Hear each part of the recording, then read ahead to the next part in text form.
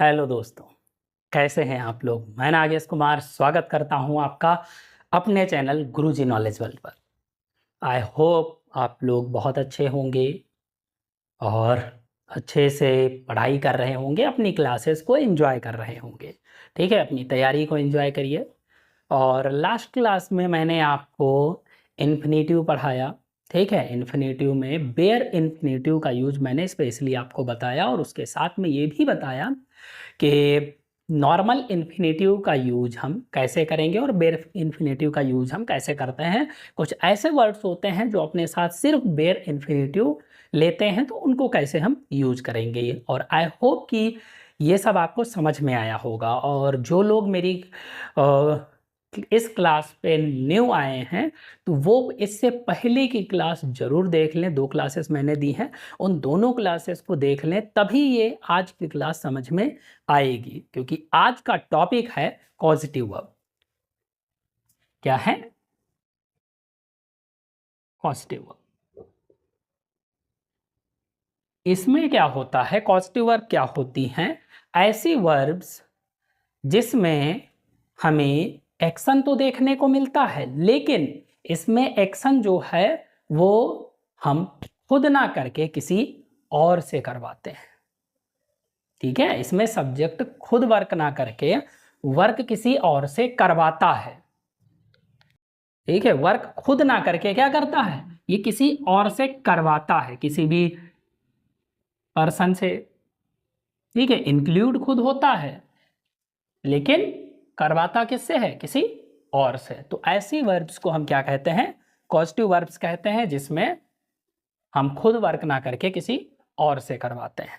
तो ये causative verbs हो गई। और ये कौन कौन सी होती हैं? ये 5 होती हैं positive verbs. There are 5 positive verbs. कितनी हैं? 5 हैं। 5 में फर्स्ट कौन सी है आपकी? लेट।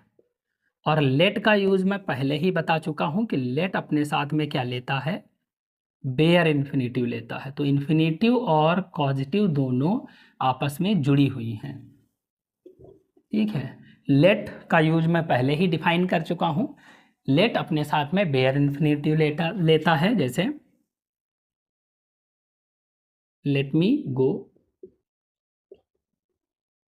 लेट हिम प्ले, ऐसे करके। ओके, सेकेंड क्या है? जैसे यहाँ पे क्या है, हम दूसरे को बता रहे हैं कि उसे खेलने दो, मुझे जाने दो। इस तरीके से हम लेट का यूज वैसे करते हैं। बेयर इन्फिनेटिव अपने साथ में लेता है। दूसरी थिंग क्या है, आपको हमने सेकंड बताया था, बिड और बेड। तो ये भी क्या है, अपने साथ में बेयर इन्फिनेटिव लेता है। ये दोनों मैं आपको डिफाइन कर चुका हूं। ठीक है, बेयर में ए, I bade him do the work. ठीक है, तो यहाँ का ये बेड क्या है, ये पॉजिटिव वर्ब है, क्योंकि यहाँ वर्क आई नहीं कर रहा, यानी मैं नहीं कर रहा हूँ। वर्क कौन, किसको करने से रोक रहा हूँ? हिम को, यानी उसे करने से रोका जा रहा है, बेड किया जा रहा है। तो यहाँ मैं तो नहीं हूँ, मैं काम को नहीं करूँगा, काम को कौन करेगा? वो करेगा। तो ये क्या है, पॉजिटिव वर्ब है। और ये क्या है, बेयर इन्फिनेटिव है। ओके, उसके बाद में थर्ड आता है मेक या मेड। तो ये भी क्या है, पॉजिटिव वर्ब है। जैसे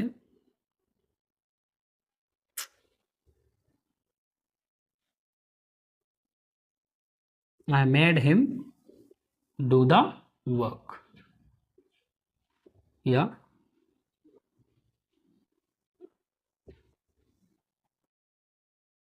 I made her draw a picture form. या अगर सिंपली कहें,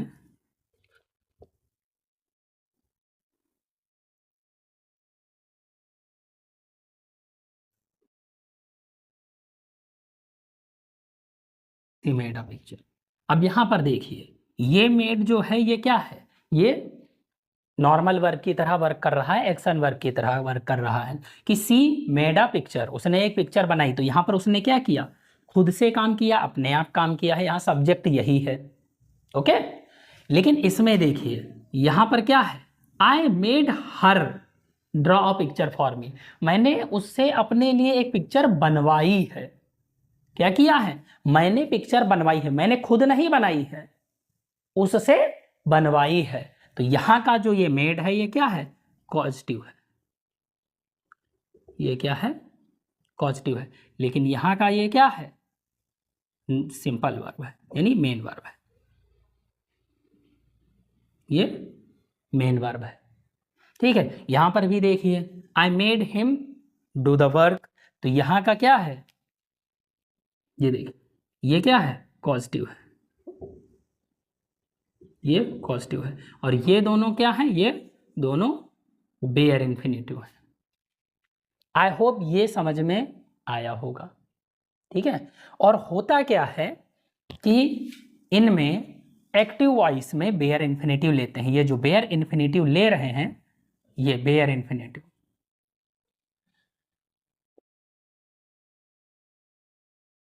ये दोनों के दोनों सिर्फ लेते हैं किसमें, एक्टिव वॉइस में। किसमें, एक्टिव वॉइस में। तो जब भी एक्टिव वॉइस यूज होगा तो बेड या बेड, मेक या मेड दोनों के साथ में किसका यूज करेंगे, बेयर इन्फिनेटिव का यूज करेंगे। और अगर ये पैसिव वॉइस में हुआ तो क्या करेंगे, ये समझ में आया। अब पैसिव वॉइस अगर हम बनाएं, तो अगर हम इन दोनों का पैसिव बनाते हैं तो कैसे बनेगा, और उसमें क्या लगाएंगे। जैसे I bade him do the work, तो इसका जो पैसिव बनाएंगे तो क्या हो जाएगा, आई बेड द वर्क। ठीक है, या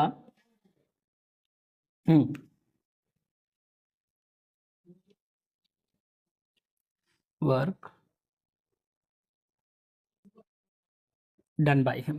लेकिन ये बेड है, तो यहां पर ये बेड नहीं होगा, क्योंकि मना करने की बात कर रही है, तो उसके द्वारा काम करने को मना किया गया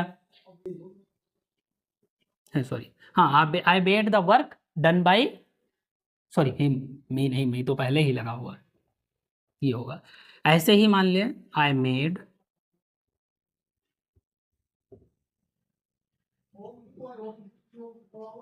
the work done by him, इस तरीके से। ठीक है, I made the work done by him. तो इन दोनों का पेसिव जब बनाया जाएगा तो क्या होगा, ये मेड है, ये मेड है, दोनों पॉजिटिव है। यहां पर वर्क इन दोनों, मैंने नहीं किया है, वर्क किसने किया है, उसने किया है, यानी उसके द्वारा कराया गया है। ठीक है, तो बेयर इन्फिनेटिव का यूज हम किस में करते हैं, एक्टिव वॉइस में करते हैं। ठीक है, या फिर ऐसे हम लिखते हैं, आई वॉज मेड, अगर हम ऐसे इसका पेसिव बना रहे हैं तो यहां पर क्या होता है, I was made to do the work. ठीक है, ठीक, इस तरीके से। अब इसी सेंटेंस को हम अगर इसका पेसिव दूसरे तरीके से बनाते हैं तो क्या लिख सकते हैं, एक तो ये हो गया कि मेड और बेड का अगर हम पैसिव, इसका पैसिव हम डायरेक्टली बनाएंगे तो इस तरीके से बनाएंगे। लेकिन अगर हम ऐसे कहते हैं कि जैसे इसका दूसरा पैसिव अगर बनाते हैं तो ही वॉज मेड, ठीक है, टू डू द वर्क।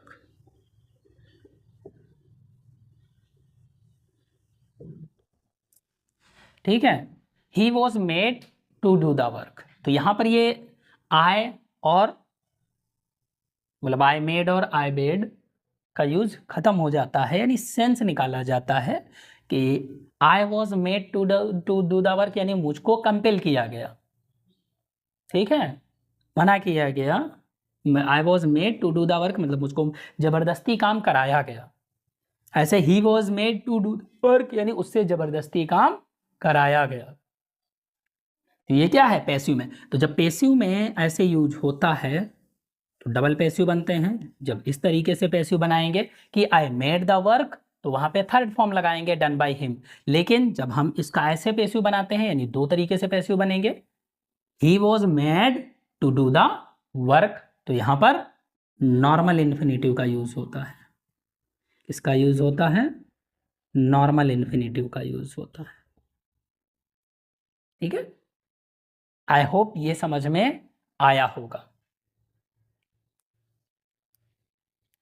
इतना समझ में आया कि इस दोनों के जो पैसिव बनेंगे वो दो तरीके से बनेंगे। ये सिंपल तरीके से डायरेक्टली अगर बनाते हैं तो पता ही है कि जब एक पैसिव बनाया जाता है तो वो वर्ब की थर्ड फॉर्म आती है। लेकिन जब इस तरीके से बनाते हैं तो पैसिव में क्या होता है, नॉर्मल इन्फिनेटिव का यूज किया जाता है, यानी 2+V1 का यूज करते हैं। He was made to do the work, क्योंकि ये मेड जो है ये खुद में ही थर्ड फॉर्म होती है। तो ये पता है आपको, is am are was were के बाद में क्या आता है, थर्ड फॉर्म आती है। तो ये दोनों पहले से ही आपस में मेड हो या बेड हो, सेकेंड फॉर्म और थर्ड फॉर्म में सेम रहती हैं। तो थर्ड फॉर्म तो आ ही गई, तो उसके बाद में क्या लगेगा, इन्फिनेटिव लगेगा, 2+V1 लगता है। समझ में आया। तो ये मेन डिफरेंस होता है और कुछ नहीं। ठीक है, और ये जब 2+V1 लग जाता है तो उसको हम इन्फिनेटिव बोल देते हैं।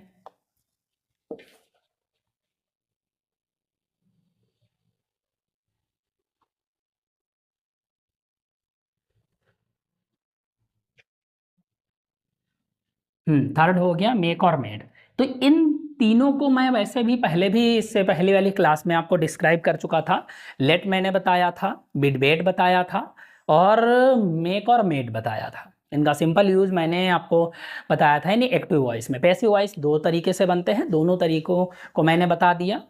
ठीक है, कि पैसिव कैसे बनाएंगे। तो पैसिव में अगर डायरेक्ट हम पैसिव बना रहे हैं तो उसमें वर्ब की थर्ड फॉर्म ही आती है। लेकिन अगर हम सेकंड तरीके से बना रहे हैं तो वहां पर क्या आएगा, ठीक है, वॉज मेड या एम मेड करके फिर इन्फिनेटिव आता है, नॉर्मल इन्फिनेटिव, यानी 2+V1 आता है। उसके बाद में फोर्थ आता है हैव या हैड।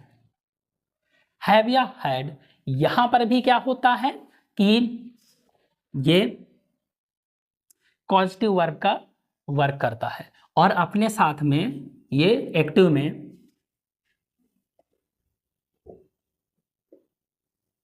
एक्टिव वॉइस में बेयर इन्फिनेटिव लेता है, और पैसिव वॉइस में V3 लेता है, यानी वर्ब की थर्ड फॉर्म लेता है। यहां पर भी यह काम खुद नहीं करता है, किसी और से करवाता है। ठीक है, एक्टिव वॉइस है, जैसे मान लिया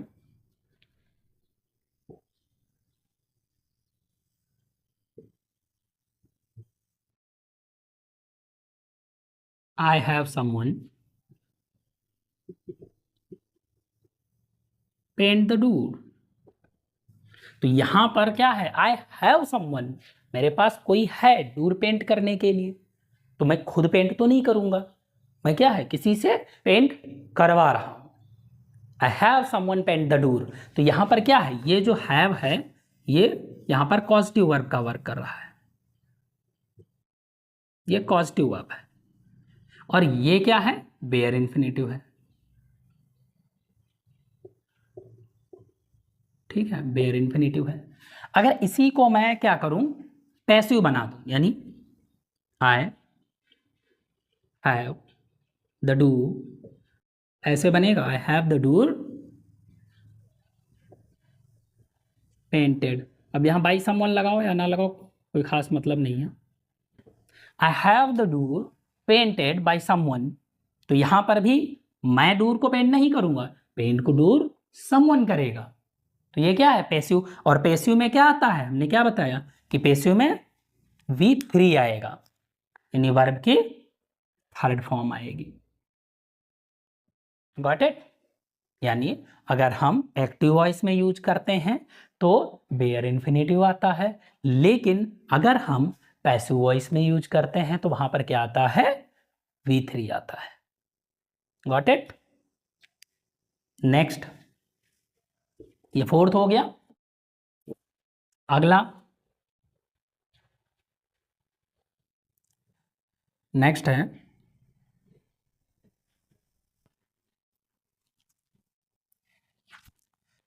फिफ्थ नंबर,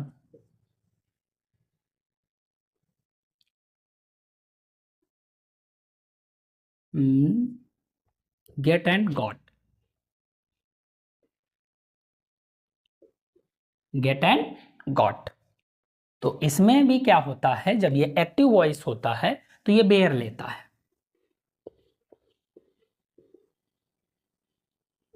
एक्टिव वॉइस में ये बेयर इन्फिनेटिव लेता है, और पैसिव वॉइस में ये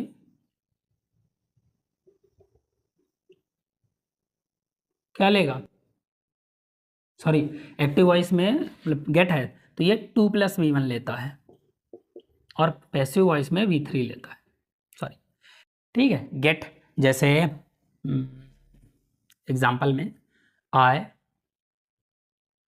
गॉट हिम, तो यहाँ पे क्या लगाएंगे, टू डू द वर्क।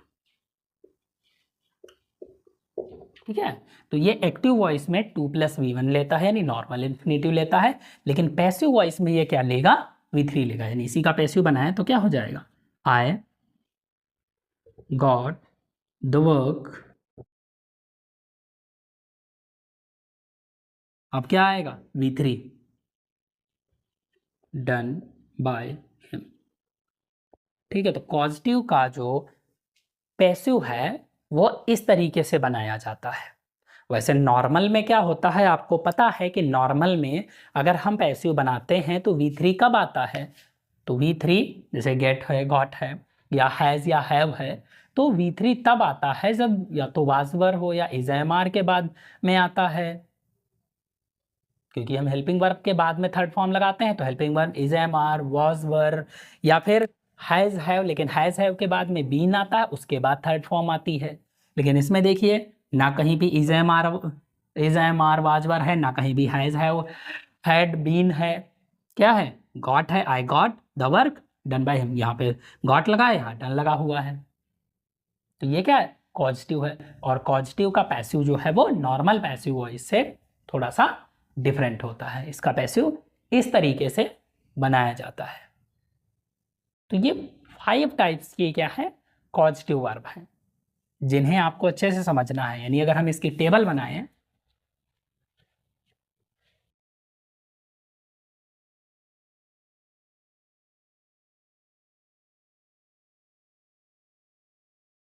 तो बिड, बेड या मेक, मेड, और दूसरा हैव या हैड, और थर्ड गेट या गॉट। ठीक,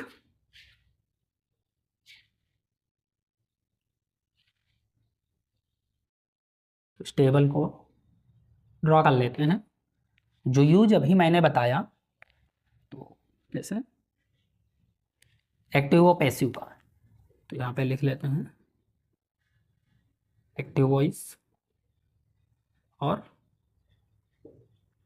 पैसिव वॉइस। यूज मैंने वैसे भी आपको डिफाइन कर दिया है, बस समझना है कि अब टेबल में क्या हो सकता है। जैसे अगर एक्टिव वॉइस की बात करें तो बिड हो, बेड हो, मेक या मेड हो, तो एक्टिव वॉइस में क्या आता है, हम किसका यूज करते हैं एक्टिव वॉइस में, एक्टिव वॉइस में हम इनके प्लेस पे करेंगे बेयर इन्फिनेटिव का यूज। एक्टिव वॉइस में क्या आता है, बेयर इन्फिनेटिव आता है। ओके, और वही हम पैसिव वॉइस की बात करते हैं तो यहाँ पर क्या आता है, दो तरीके से पैसिव बनाया जाता है इनका। पहला पैसिव बनता है, फर्स्ट टाइप से बनाएंगे तो डायरेक्ट V3 आता है, लेकिन अगर हम दूसरे तरीके से बनाते हैं तो 2+V1 आता है। ओके, ये हो गया। सेकेंड है हैव या हैड। यहाँ पर क्या है, एक्टिव वॉइस में हम बेयर इन्फिनेटिव लेते हैं,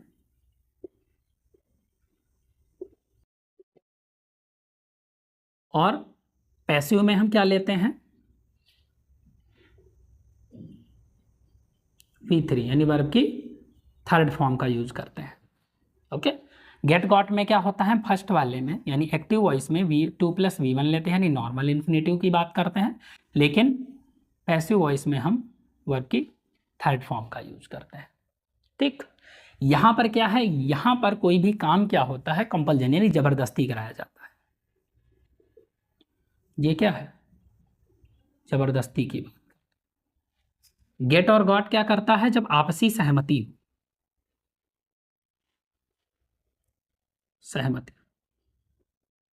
तो हम गेट और गॉट का यूज करते हैं। और ये कब होता है, जब उपलब्धता हो, उपलब्ध हो कोई, ठीक है, जब हमारे पास पर्सन उपलब्ध हो, कोई उपलब्ध हो और उससे हम काम करा लें, तो हम वहाँ पर हैव या हैड यूज करते हैं। और जब हम सहमत हों, कोई दो लोग हों, काम करवाना है किसी से और आपस में अंडरस्टैंडिंग है, सहमति है, तो हम गेट या गॉट का यूज करते हैं। लेकिन अगर हम जबरदस्ती किसी से काम करा रहे हैं तो मेक या मेड का यूज करते हैं। ठीक है, मना करने के लिए वो बेड हो गया। ठीक है, आई होप कि ये आपको समझ में आया होगा कि ये क्या कंडीशन है, कैसे हम इसको यूज करते हैं। ठीक है,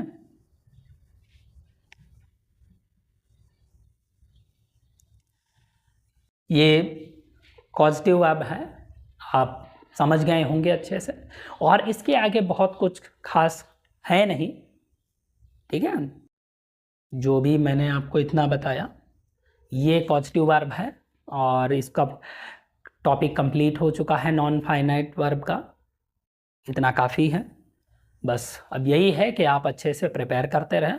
वर्ब की क्लासेस काफ़ी सारी हो गई, थोड़ा बहुत जो भी बचा है वो और आगे बता देंगे, लेकिन उसके साथ में और अच्छे से आप प्रिपेयर करते रहिए। ठीक है, और ठीक है, इसको इन करते हैं।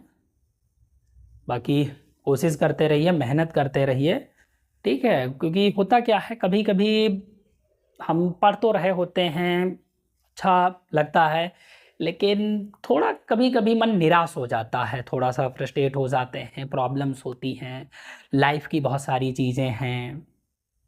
ठीक है, बहुत सारी दिक्कतें होती हैं, तो कभी कभी जो फ्लो चल रहा होता है वो किसी न किसी वजह से रुक जाता है। तो अपने आप को उस सिचुएशन से निकालना है, रुकने नहीं देना है। ठीक है, उससे आगे बढ़ना है।